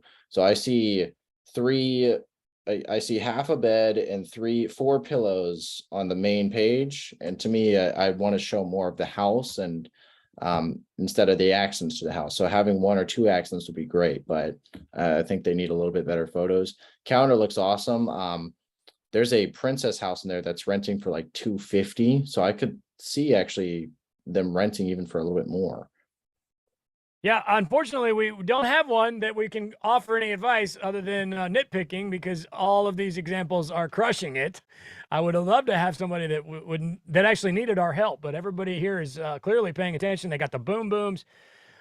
This calendar is slamming, man. I mean, this is a fantastic calendar, and in Disney market, you can imagine. I mean, if these are real January bookings here, or we don't know, maybe they're going there for 3 weeks, that's fine too. That's awesome. We want to encourage that, of course.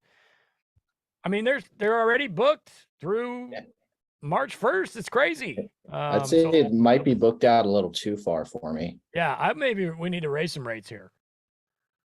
And I don't like collages. They do have their place occasionally, but I'm not a big fan because you're talking about, especially on somebody's cell phone, this is a very small amount of space. And to try and cram 3 or 4 or 5 pictures into that small space, especially, it's like, wait, what's going on here? You know, I mean, Yeah. So they work in Disney really well, especially when you've got like that, like a themed bedroom along with the garage arcade, or you've got some enormous master that's just awesome. So they work really well here when you're trying to show off multiple aspects of the property, especially with like a pool and things like that. But I would try and organize some of those photos to be where it's a little bit more visual and it includes a little bit more in some of those frames. but at the same time, we can't really tell you anything to do because you're crushing it. Yeah, you're rocking still. So You know, I wish we had a listing that wasn't doing so well. So anything in closing here, guys, I guess to summarize, and Derek, Tim, everybody feel free to jump in. We've got a little bit of time. And if we want to take some questions, actually, let me open that up and see what we've got here. Kaylee just posted one in the Smokies. Where am I looking to find that? On the Q&A? Q&A. In the answered section? Sorry, It's gotta be I was in- on mute. Open. Kaylee Cornett, you can pick apart my Oh, listing. yeah. That's Callie. the girl Callie. Callie. Yes, we know Callie. Yeah. Let's hold on a second here. Let's look at Which Callie's killing it too. So we might not have a lot to pick apart on hers either.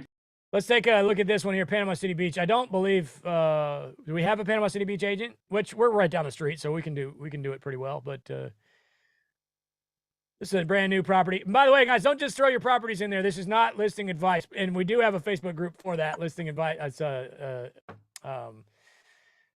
strlistingadvice.com. Please post your listings in there. But if anybody has any other questions on how to survive, Garrett's in the chat.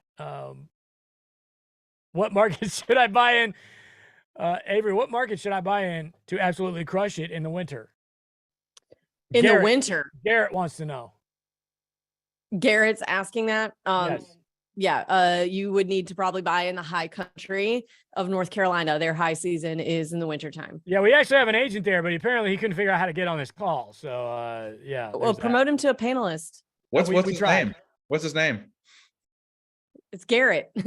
I think he's got to sign on with a different link. But anyway, let's check out this Panama City Beach property here.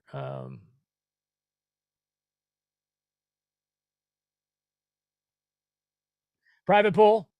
Can't lose with a private pool. I mean, You gotta share your screen with us. I'm not sharing. I'm sorry. Thank you.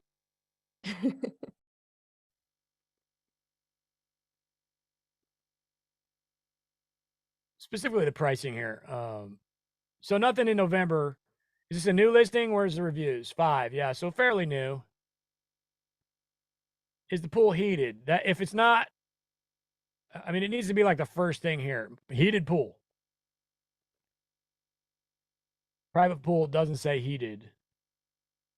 That's too much text at the beginning. Yeah, I agree. Luke is definitely already skimming. Yeah, I'm skimming. So I need you to hit the high points. Is the pool heated or not? And honestly, you probably need to say it's not heated. If it's not, because you got to purple apple these people. If they're coming in the winter and they see that pool, it's completely useless if it's not heated. I would move it down. I would move it down if it's not heated and try to highlight something else. To that point, you guys, you got to kind of alter your listings with the seasons somewhat, like if you have a heated pool, or if you have a non-heated pool, push it hard in the summer with your pictures and all that. And if it's not heated, put it away in the winter. Maybe not get rid of the picture, but you definitely don't want to push it too hard. I had nothing but trouble when my pool was not heated because I would tell them, hey man, this pool's not heated. They'd book it anyway. And they'd show up and they'd complain. Well, we can't go in the swimming pool. Well, yeah, I told you that, but people don't read anything and they see those pictures and they get disappointed. So we assume it's not heated. Okay. So first order of business here, Bob, is to get your pool heated. It's going to be a process. It's not gonna be cheap. I don't know, maybe $5,000 for a good pool heater and to run the gas lines and everything. You do want gas, at least in my experience. Anybody Joe, what do you have for heated pool in your market? Pools are not as common in my market. Okay. I've got one up in Emerald Isle that does have an electric heated pool though. Electric. Not me, client did that, but Okay. that's the only one we have so far. And we got 4 beds, 2.5 bath.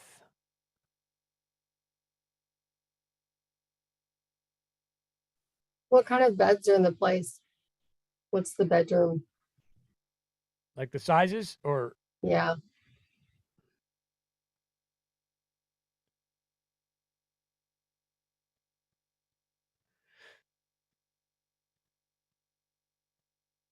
It should say on the first page. yeah. Whoops. I like the arcade. Yeah, the Smoky Mountain Arcade. Good job there.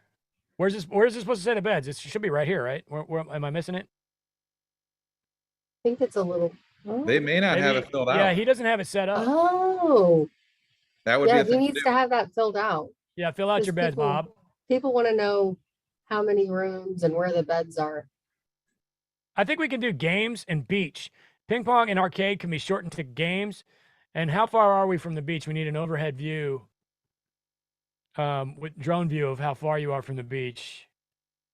See, I still don't know. I got to go all the way down here to the bottom. You know, they've turned their garage into a game room, but it still looks a little bleak in there. And they could say game room potentially in their listing. And Game maybe add garage. some decoration there to make it less garagey. Yeah, you got a Mini split. mini split. Yeah, maybe game garage, but the other game is not in the garage though. I don't think. Yeah. Okay, you're onto it here, buddy. Let's get the pool heated. Let's shorten that up. Put close to beach. Move that beach picture up to, towards the top. One of these here. One of these first 5, and we're gonna need to lower rates. I hate to tell you, but you don't have any bookings, so you don't have a choice. I will also say that at this point, it might be a little too late to be scooping up some of these winter beach nights. But your only hope is to lower it on a 4, 2.5. Again, no Panama City Beach people here, but I think your prices are pretty close. I mean, you're not like alarmingly high, that's for sure. It's probably it looks like a very nice home. So yeah, we're getting pretty close. We need some work on the swimming pool, and we need to tweak that headline a little bit, and then also make sure that we can see where it is in relation to the beach. All right, how much does theming affect rates in the Orlando market? Huge. Yeah, that's like Yeah, almost number one. We've seen 3 bedrooms double, and I've seen 8 beds triple over the summer. So like I've seen some insanity. Yeah, I've seen people do their garage and go from charging 300 a night to 600 the minute it's done. Yeah. But that's nice. I mean, it's not just like painting a wall, but it's going all out. But it's Even that's during our Isn't that- high months as well. So summer months, any of our like major weekends, things like that. During our off season, you're kind of just competing with everyone else. You're trying to keep your occupancy high, so your rates aren't going to be that drastic increase. But we've seen some huge changes with that theming. Yeah, that's what like every market is specific, but people aren't coming here necessarily, except for Valentine's, for their honeymoons or hiking and stuff. They want that magical experience and they want their kids to have it. So you can have 2 beautiful homes, well managed, right next door to each other, but one has a Mickey Mouse and a Star Wars room. It's booking for a lot higher and a lot more every single night. Hey, Ethan, do me a favor. Stop dismissing and answering the questions in the Q&A. They keep going away before I can get to them. But can I wanted to comment on like what Tim said about changing your listing like throughout the seasons, and that's everywhere. But here also, like right now we've got Halloween stuff going on at the parks. You got Christmas stuff that's coming. You know, people are coming here just to see the lights and stuff. Advertise that because, you know, like know what's going on in your area and put that in your listing. You know, like how close you are to this event and how close it is to that. And in an Orlando area, you're close to both beaches. I mean, it takes 2.5 hours to go across the entire state. So if there's something going on, like Tampa's got, a football game or whatever going on, how you're 45 minutes from that, plus this close to Disney. So advertise and pay attention to your community and what's going on. Have my New Year's set at 20 to 30% above Price Labs recommendation in my 4-3 cabin in the Smokies and has not booked yet. Should I consider lowering my prices? That I don't know, because I don't listen to Price Labs recommendations. I do it myself. Anybody else on that one? What is the Price Lab? I guess I would need to know what is the Price Labs recommendation before I could tell you So, what. Luke, if you aren't listening to Price Labs recommendation, then how are you setting your prices and why are you using Price Labs? Because I have it in my brain, and I use Price Labs to make it so I don't have to price every single night. It'll basically do that for me based on my parameters, if that makes sense. If I don't use Price Labs, I got to price 365 days a year. That's a giant pain in the ass. So what you're saying is you don't Enemy necessarily. method. So you're utilizing the like the base rate box and things like that and setting it higher than Price Labs recommends generally. I actually don't look at what it recommends. I just say, okay, this house is worth this much per night. I put that in my base rate, my low, and my high, just all from my brain, and let it go. I think Julie, explain it. Go ahead. Well, I'm just thinking that what you're saying is probably going to be confusing to most people. So you're still using Price Labs tools, but you are setting the parameters so that it's operating within your own framework, as opposed to just letting it do whatever it recommends you do without that sort of feedback. Yes, sort of. But I think what they're saying is that they asked Price Labs what they thought the price should be and then raised it 30%. Right? Because you can ask it. You can say, well, like, what do you think my prices should be, right? Yeah, sure. Yeah. Yeah, it's just I wanted to provide some clarity for our listeners. When you said you don't pay attention to what Price Labs suggests, I think that could be taken in a way you didn't intend. They might have think set for their the- base, and then, Price Labs will give it a price, that's probably going to be above the base rate for New Year's Eve. And then they might have bumped it up, a percentage above that. I think as people become less beginner or intermediate, more advanced, they can take their personal knowledge and kind of disagree potentially with Price Labs. If you're brand new, probably listening to Price Labs is the best idea, unless you have a specific reason. Maybe you did an enemy method, something else to make you think Right. Price Labs is wrong. Kelsey's what I'm going with this. But then another thing is that I've been doing this. Price Labs didn't exist. I didn't have a choice. I had to price my property every single night of the year on both Airbnb and Verbo independently for years before these pricing tools came along. So I do have the benefit of going through uphill both ways for a long time. And Derek did the same thing, and Joe, I'm sure you've been doing this way longer than Price Labs has been around, right? Joe, how do you do it? Anyway, let's get to I do want to hear how you do it, but how do we help this person? What should they price their property of 4-3 in the Smokies on New Year's Eve? Joe, how do you do your pricing? I've got historical spreadsheets, and I use Price Labs more for like when the demand's coming. So I do a little more Luke style, unfortunately, it seems for Julie's thing. She's going to attack me. But what, Derek, what should we price this thing at 4-3 for New Year's Eve? I'm in the Julie camp here. I'll look at base rate. I'll set the base rate, and then I want to see what Price Labs tells me. And and I will look at what Price Labs recommends for a base rate, but I take a lot of my own influence. I'll do a little enemy method and try to figure out what that base rate needs to be. And then I'll see, what Price Labs then says for New Year's Eve. So is it 30%? Is it 40%? I really don't know. I've never actually gone backwards to look to say, what did Price Labs do for this particular holiday based on what my base rate is? So I trust that. And now if it's right now, I would probably be about a 15%, maybe, by about 15, maybe even 20% bump over what Price Labs is telling me right now. And then as it gets a little closer, I'll bring that down. I'll tweak that down. I think I'm right now at 20% for New Year. For what it's worth, mine, I'm looking at my 4-3 right now. I had it set 40% above my base or above the recommended Price Labs thing, and it booked, and it's $1,100 a night for a 4-3. Mine's 1,000, so it's pretty close. Hey now, what are you doing later? I guess I don't really think of it that way. I put my numbers in on Price Labs until I get the entire calendar to be where I want it to be.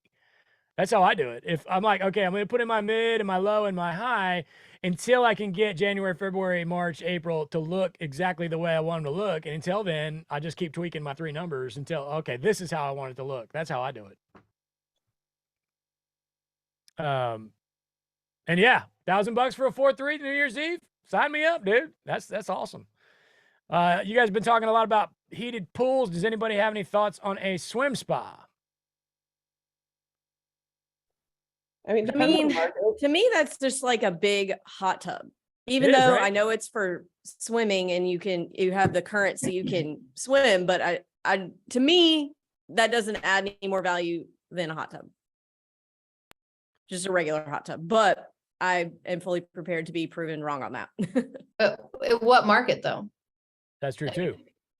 Yeah, what market on the hot tub there? We lost it. It went away. Well, I mean, I know that our townhomes here have what I refer to as a splash pad that's about the size of 3 hot tubs. But it's a townhome. Footprint wise, you can't put a full-size swimming pool in there, but it's a townhome. They're going to be there with little kids. They can still sit out there and lounge with their drinks while the kids are splashing around.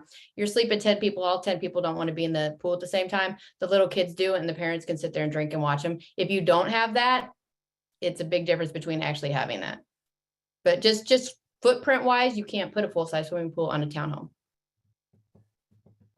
So Avery, a swimming pool is not, I'm sorry, a swim spa is not a hot tub. It's not a swimming pool is what you're saying. Yeah, I would say it's not a pool, but then there are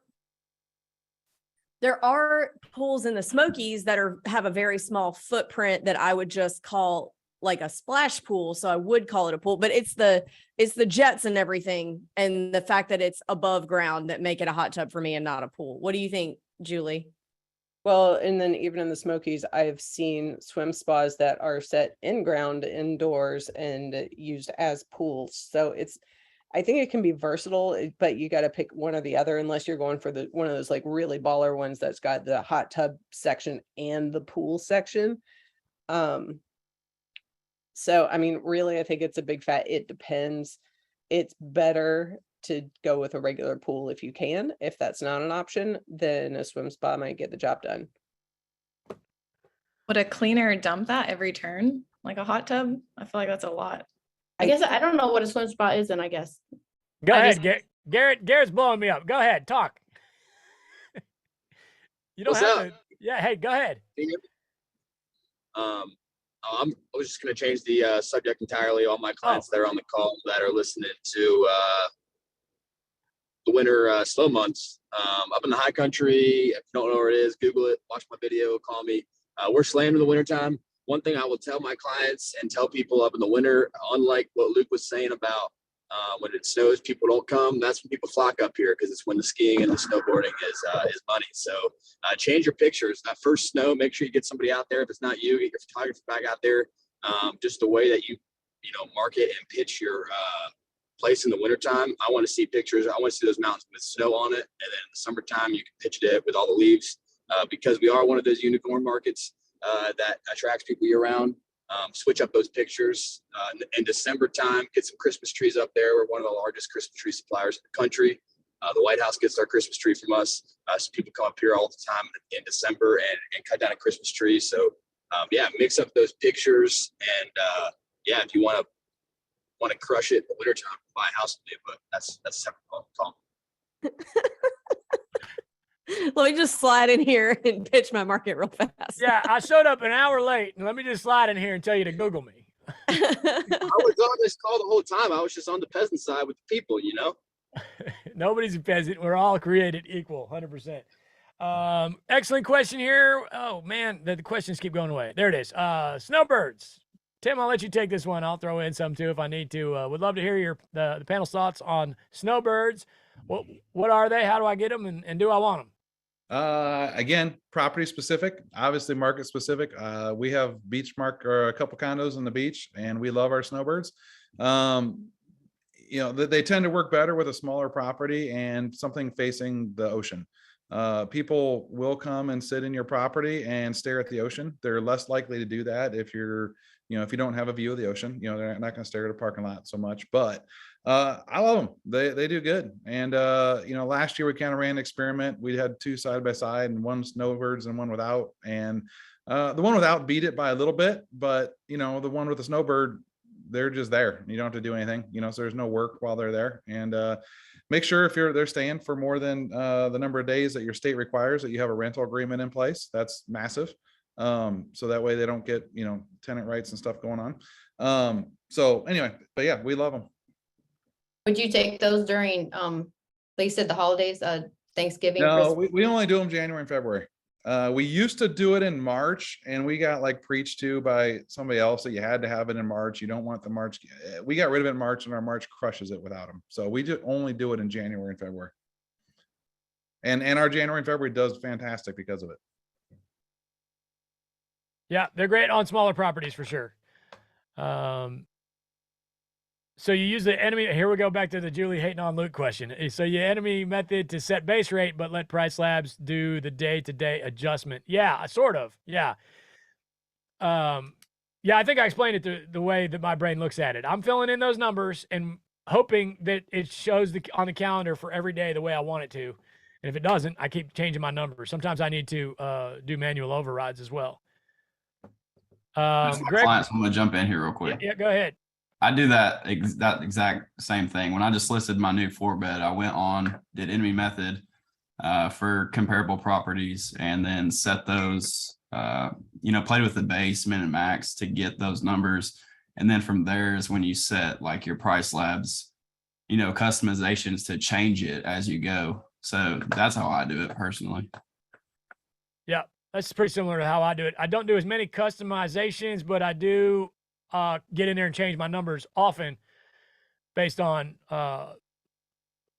the amount of bookings and how far in advance I'm looking right now. Let's see. Had another good one there for a second. There's a lot of questions. Keep them coming, guys. We got about 5-10 more minutes.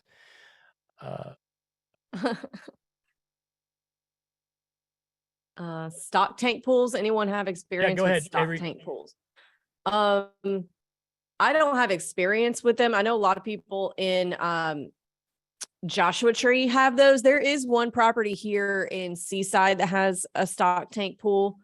I just don't know what the process for cleaning that and keeping it sanitary is, because I guess you would use a floater. Avery, what is that? I don't know what that is. I grew up like a stock tank that your animals drink out of, that your livestock drink out of. I had one growing up. I thought we were just poor. We did that growing up. Yeah, that's how we had a pool. Hey, my parents actually have one in Texas, and they love it. They just bought the biggest stock tank they could find. They bought it's like an above ground pool, filter and pump, and I mean it keeps the water crystal clear. It's great. So that would be like a kitschy kind of thing if you were going for a certain type of vibe. I've seen it done exactly what Megan said. I've seen it where people add, they drill a couple holes in it, hook up a filtration system, and boom, you got a kitschy pool. Valentine's Day in the Smokies, we're looking at the prior weekend being big booking days for that, since Valentine's Day is on a Tuesday. Oh, it just disappeared. I am not understanding this Q&A. Avery, you might need to take over. Okay. Tuesday. Oh, there it is. It moved to answered. We are looking at Valentine's Day still being a good booking day. Oh, because Valentine's Day is on a Tuesday. So how do I price that week?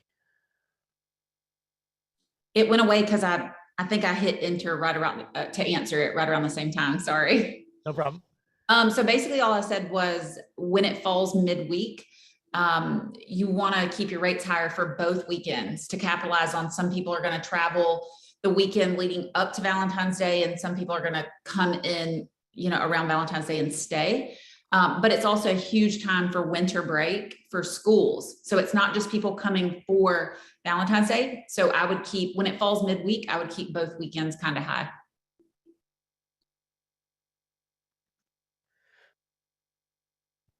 I love that. I do that here too. Phenomenal. thoughts on adding an indoor pool to a 3-2 in the Smokies? If you've got the space, and I mean, you'll need to talk to a general contractor about the logistics of that. Like maybe there's a 2-car garage that you can use as the space to do that. It's certainly possible. I've seen it done. Pools are great value add to properties in the Smokies, indoor pools specifically. But it's going to have to be a particular kind of property to be able to accommodate that. So yeah, I would just start with like, where would I put it?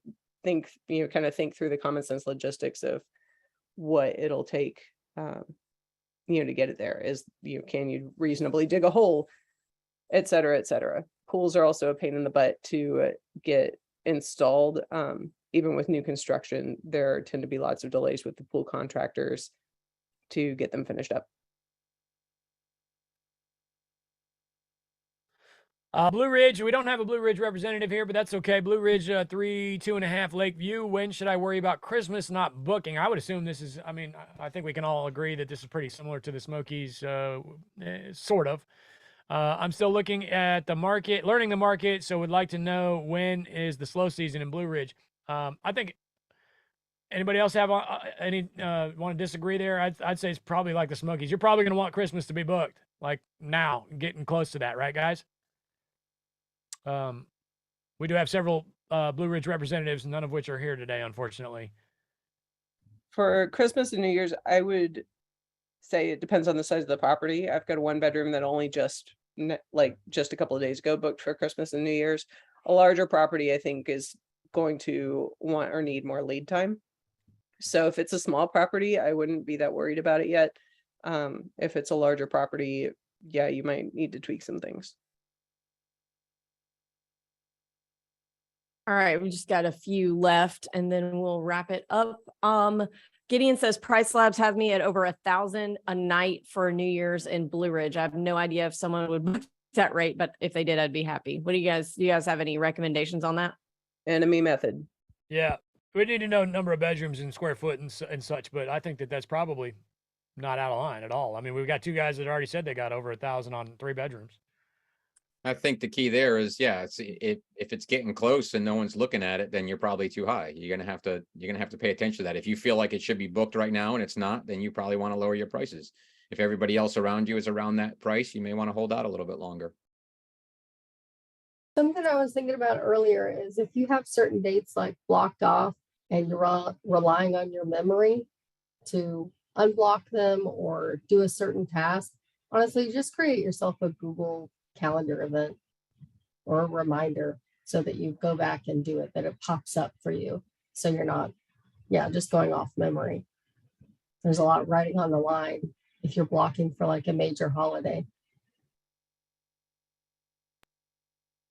Yeah, something to keep in mind is like it's fluid. So like just because you set your base min and max off enemy method doesn't mean you can just let it ride. You need to probably look at it every couple of weeks and see what your occupancy levels are staying at and adjust accordingly.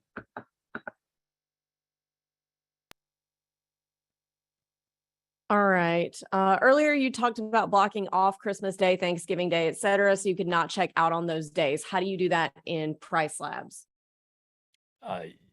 You're going to do that directly from Verbo, and then usually you're going to do it on your management software for Airbnb. Anybody else have a take on that? That's what it is. I started to misspeak a little bit earlier, and got, but yes, you do it in your property management software or in Verbo directly. You can make those changes. I think if you look in our Facebook group, there's quite a few times we've broken it down step by step. And if you don't find it, I'll break it down in there again. Because it caused me grief a couple times. Yeah, and on Airbnb, they call it a rule set. But if you're using a property manager, you have to undo that in order to do it on Airbnb and then put your property manager back. But anyways, anybody that needs help, ask in there and we'll gladly be there. Oh, there we go, Avery. Brad has an excellent question that I can't believe we didn't bring up. Is it necessary to decorate for Thanksgiving and Christmas in the Smokies? In any market, yes. Anybody? Okay. Yeah, you were all excited. Yeah. But We all know Luke is a Christmas. He's incensed with Christmas. He loves I'm Christmas. a Christmas fan. Yeah. Christmas My tree is going up next week. Yeah, so I think there's give and take on that. It depends on the size of your property. I did not, in my first year, I did not decorate for Christmas at all. It did not affect, I still booked. You know, last year we did. I have somebody that's, you know, involved in doing all that. So I think some decorations is critical. You should do something. If it's a big enough cabin where there's going to be kids there, there should definitely be a tree. You know, if it's a smaller cabin, maybe it's a couple of little decorations here and there, but I think there should be some. I don't do anything for Thanksgiving. We strictly do Christmas. We'll probably decorate that just after Halloween. Like, so the first week of November, the first 2 weeks of November is when we'll be going in and doing all our Christmas decorations, and then we'll get them down the first couple of weeks of January. And you don't have to go crazy. You don't have to go Yeah. ahead, Holly. You don't have to go crazy Sorry. with it. If it's your first year and you don't have it together or can't afford to, like Derek said, it's not going to be a huge, there are people that don't want decorations and they've booked ours before, you know what I mean? There's people who don't celebrate Christmas and they're happy to book your place if you don't happen to have decorations. Yeah, and That's- just a simple tree and a couple of knickknacks is really, you know. Kim says, do you do anything special for Thanksgiving, Christmas, New Year's guests? Another excellent question. No. Special meaning deliver wine to the property. See, that's what comes to mind. And then I'm like, well, how do I know they're actually not 19 and I'm contributing to a minor? Or they get drunk as hell and do something stupid and then they blame me because I bought the booze or something like that. You know, I don't know. There's all these liability issues that come to mind for me. I hang candy canes. Seriously. And it seems that they always get some thank you from the parents because the kids were so excited that there was a treat there for them. And it's 99 cents for 12. It's like the old gift basket thing. You know, you get into this business and you're all excited to like provide this cool stuff that nobody else does and you're going to do better than everybody else. And then the first guest craps on your gift basket and you're like, man, I really put a lot of effort into that. This stinks. And then you get your heart broken, you know. The way I see it, my property is special. That's what they booked. There's probably not pictures of the decorations in the listing. I mean, maybe if you've gone that extra mile, maybe you've sent out a photographer for that. For us, we put up, you know, like a wrap around at least for our one in the Smokies, we put our wrap around the banister or wreath on the door, stuff at the mantle, make it feel decorated without it being overwhelming or taking up a bunch of room. All right. Well, listen, I think we're going to wrap it up, guys. It's been awesome. We're going on almost 2 hours now. We really appreciate everybody's time. I had a great time. Hope you have a successful winter season this year. And Avery, you want to say goodbye? Yeah, thanks so much, guys, for coming. You know where to find us if you have any questions on anything. And thank you so much for choosing us. And we're happy to help you guys on your way to becoming financially independent through real estate investing. So thanks so much.